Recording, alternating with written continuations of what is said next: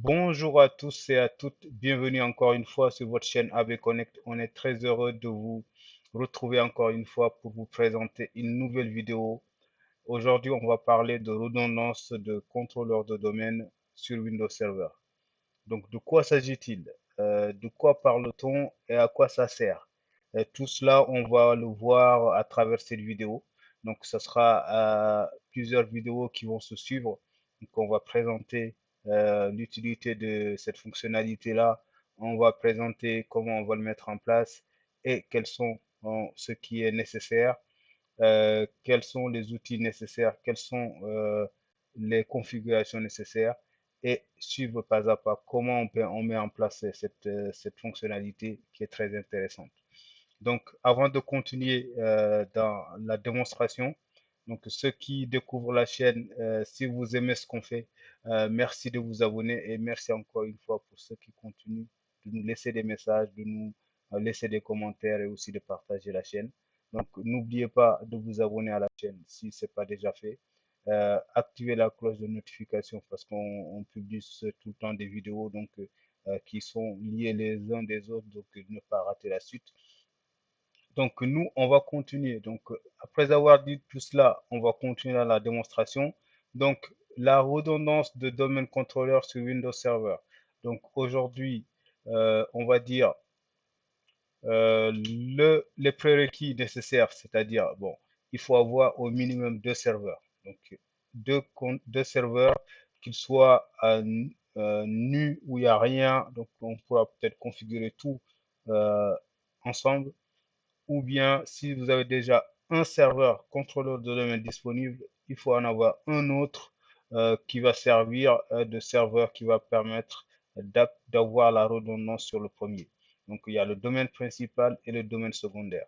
Donc si vous êtes dans un environnement de virtualisation tel que VirtualBox ou VMware, et aussi avoir une connexion Internet qui vous permet bien sûr de suivre la chaîne AB Connect.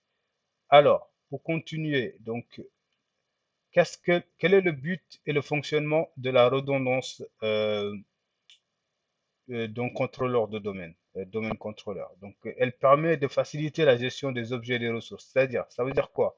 Ça veut dire que si vous avez votre domaine principal qui contient tous les objets, c'est-à-dire les unités d'organisation, les groupes de sécurité, qui contient les utilisateurs, qui contient vos ordinateurs, qui contient toute l'architecture, c'est-à-dire la forêt principale, euh, il est dommage de le perdre en fait au cas où il y a un piratage ou bien au cas où il y a une panne matérielle ou au cas où il y a un incident qu'on ne connaît pas.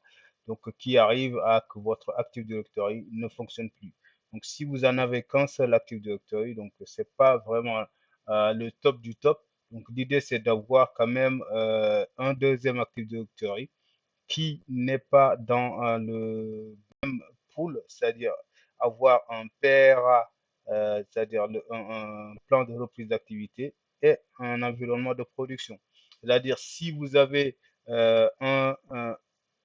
vous êtes en data center ou bien vous avez votre infrastructure qui est structurée de telle façon que vous avez un PRA à côté et aussi votre environnement de production de l'autre.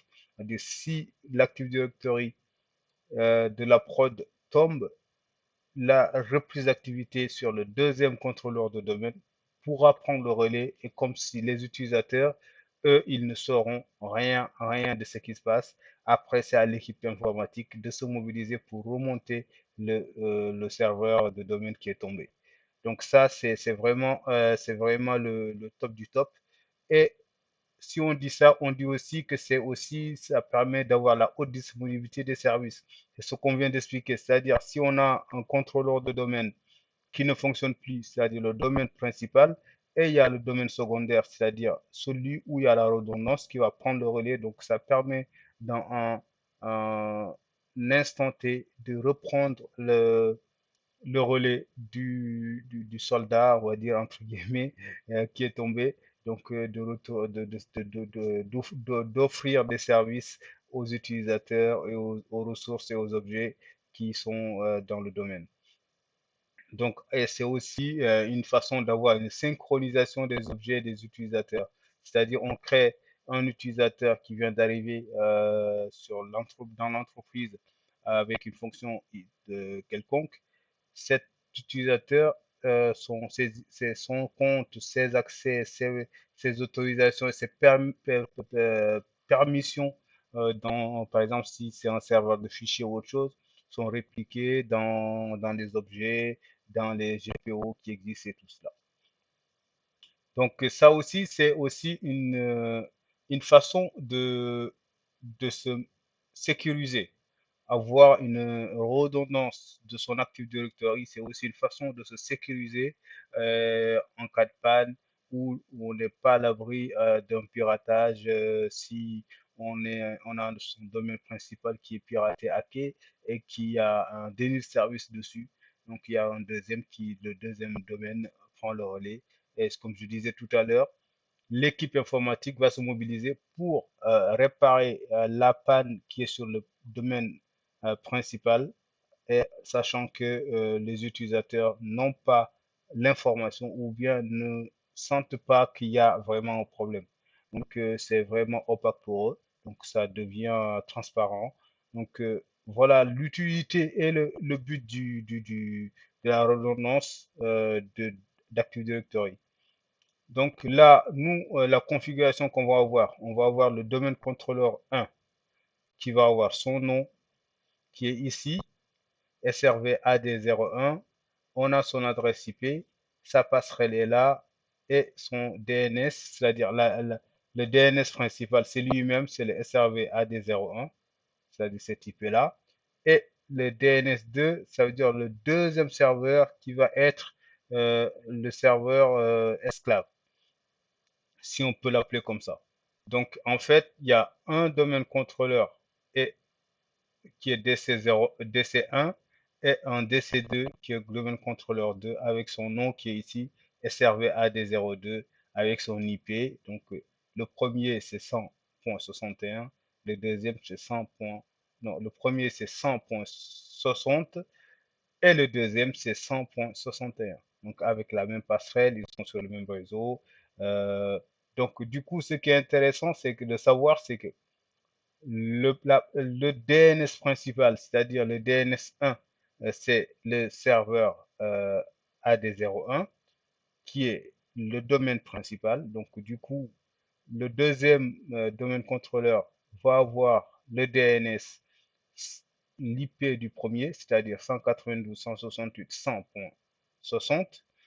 Et en secondaire, il va avoir son IP à lui, c'est-à-dire 192.168.100.61 ou 127.0.0.1 qui est lui-même. Donc voilà la configuration. Donc je vous laisse noter tout cela, essayer de faire la même chose et aussi après cela, on va passer à la démonstration. Donc on va faire des choses tout tranquillement. Donc, pour ne pas être long et aussi laisser les amis qui vont reprendre peut-être la même config, de noter, vous avez la possibilité de mettre la vidéo en pause, de noter tout cela et d'avoir, donc, pour rappel, deux serveurs. Donc, un qui est domaine principal et un deuxième qui est le domaine secondaire. Donc, nous, on a cette configuration qui est là. Donc, on a nos deux serveurs, SRV AD01 et SRV AD02. Donc, si vous voyez mon écran, donc vous avez les deux serveurs qui sont là. Donc, lui, c'est notre domaine principal. Donc, il est là. On va mettre son mot de passe.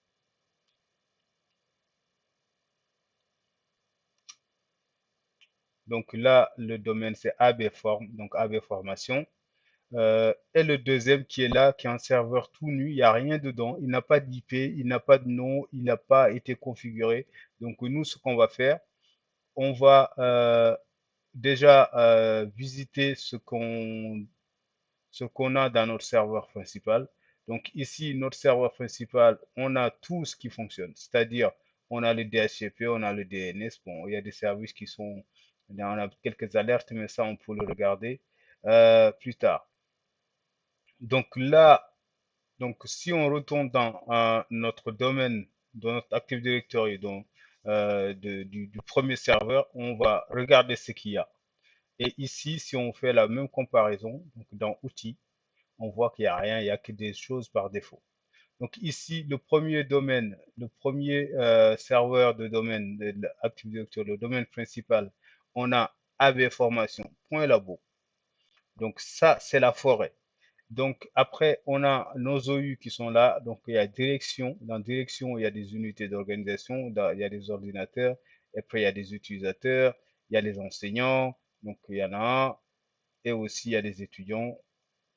On a ici. Donc l'idée, c'est d'avoir tout cela, ça là, de l'avoir ici, mais en jouant sur la redondance. Donc si un utilisateur euh, se connecte sur ce domaine-là, et il arrive que ce domaine-là a un problème et que la machine est arrêtée ou éteinte ou piratée, c'est celui-là qui va reprendre le relais. Donc, vous avez compris le principe. Donc, nous, ce qu'on va faire, il faut qu'on regarde déjà est-ce que notre domaine fonctionne correctement. Donc, il y a des prérequis à faire. Donc, c'est-à-dire vérifier que le domaine principal, il fonctionne. Donc, tout simplement, est-ce qu'il arrive à résoudre les noms? Donc, est-ce qu'il arrive à pinguer le nom de domaine et le nom du serveur? Et s'il arrive à faire ça, ça veut dire que euh, le domaine fonctionne. Là, les choses arrivent à se passer comme on le souhaite. Par exemple, si on fait un ping sur AB, abform.labo, est-ce que il répond. Donc, il répond et il nous donne, il résout le nom. Donc, il dit ABform, c'est l'adresse IP 192.168.100.60. Si on va pinguer aussi, on va pinguer google.fr, on va dire, ou google.com. Est-ce qu'il arrive à le faire? Donc, il nous dit, il arrive à résoudre le nom google.com en adresse IP. Donc, ça veut dire notre domaine fonctionne, le DNS est fonctionnel, le DNS résout le nom.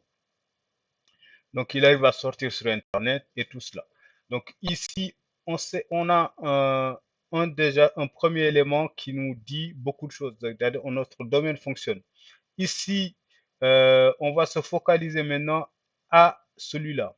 Celui-là, déjà, on va commencer par la première chose. La première chose à faire, c'est-à-dire, on va lui changer son nom et on va lui mettre dans le domaine AB formation. Donc, on va aller là. Donc, ici, parce que ce nom-là, il n'est pas très parlant. Donc, on fait modifier. On lui dit c'est SRV AD02 et le domaine qui est là, c'est abform.labo. Donc, nous, on va le mettre dans nos domaines et après, on va configurer. Alors, impossible de contacter le contrôle de domaine Active Directory par défaut abform.labo. D'accord? Donc, ce qu'on va faire, on va mettre annuler. On va essayer déjà de configurer l'adresse IP du serveur. Donc ici, parce que il est en DHCP, donc c'est pas le top du top. Un, un serveur ne doit jamais avoir une adresse IP en DHCP. Parce que là, si on regarde bien, il n'est pas sur le même réseau. Donc, du coup, il est en NAT en fait, en quelque sorte. Donc, ici, nous, on va passer euh, dans notre VirtualBox parce qu'on travaille dans un environnement de production. Et dans VirtualBox, on va aller changer tout cela. Donc, le remettre dans le réseau qui est le bon. Donc, ici, on a le SRV AD02. Il est en NAT. On va le mettre sur le réseau interne et sur le même réseau que notre ordinateur pour qu'il soit correctement dans la bonne. Alors, ici, nous avions dit que c'est 192.168.100.61, son IP. Et ici, la passerelle, c'est 192.168.100.254. Et Le premier DNS, c'est 192.168. 100. Alors, faut bien noter les choses. 100.60. Donc en fait, ce qui se passe, c'est que son premier DNS préféré, c'est lui, et le deuxième, c'est lui-même. Donc 192.168, 100.61. Donc là, on valide les informations réseau, et là, on voit bien qu'il a repris correctement les choses. Et ici, si on retourne ici, on va lui donner le bon nom qu'il lui faut, SRV AD02, et le domaine c'est abform.labo. Donc c'est important de vérifier les choses. Est-ce que vous avez vraiment les bonnes informations au réseau qu'il vous faut? Est-ce que si vous faites des choses, vous regardez qu'il y a des informations qui ne sont pas qui ne correspondent pas aux informations réseau, vous pouvez avoir des notifications ou des erreurs, et il faut bien savoir les décortiquer, il faut bien savoir les identifier. Donc ici, on va le joindre au domaine, et donc du coup, il va nous demander de connecter euh, le compte. Nous, on va mettre le mot de passe qu'il faut. Et on va voir. Alors, je n'ai toujours pas. Donc, il y a quand même un hic.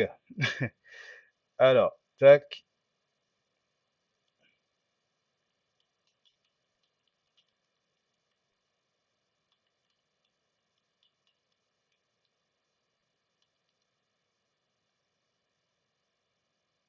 Donc, on va voir si. Alors, le compte spécifié existe déjà.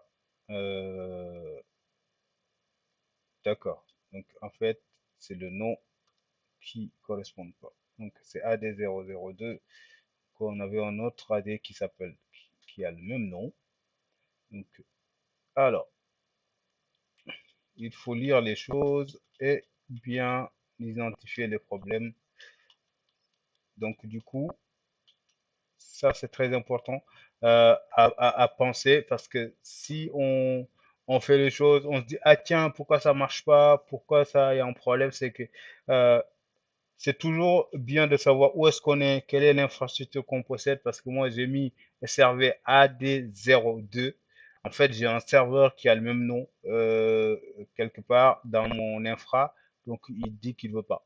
Donc, du coup, j'étais obligé de lui rajouter un 0, donc serveur AD002. Donc là, du coup, maintenant, il l'a pris.